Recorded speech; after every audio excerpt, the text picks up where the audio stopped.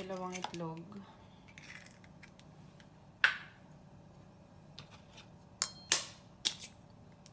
Ito ay paborito ni amo kong lalaki. Yung itlog na may cheese.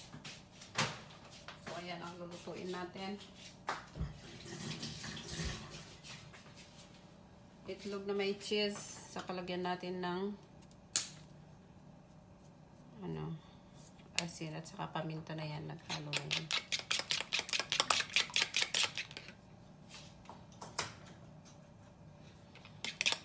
So, ang gagawin natin,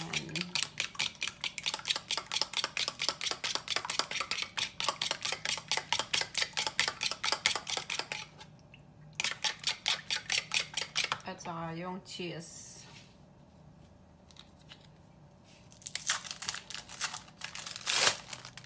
Ayan. At saka lagyan natin ng mantika.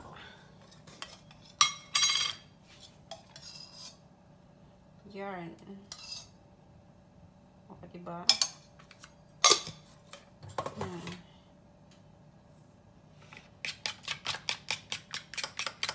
Hintayin lang natin 2 minutes. Taga naman 2 minutes. Ayan na, lagay na natin. Hindi pa mainit, pero pwede na yan. Oh. Para-paraan.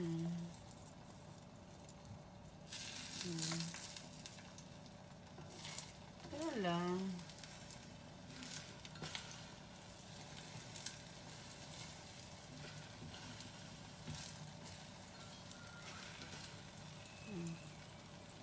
Tapos, baliktarin natin para may lagay ang cheese.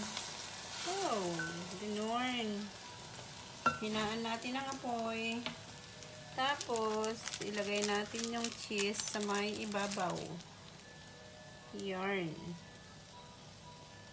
Yan na ang pagkain ni amo kong pakondo. Yan. Diba? Sabay tapon. Tapos, ilagay na natin dito sa may plato. Ganun lang kabilis. Ito ang paborito ni amo lalaki. Yan. Pwede na. Ito na yung itlog na may cheese. Ayan na, amo. Ready na.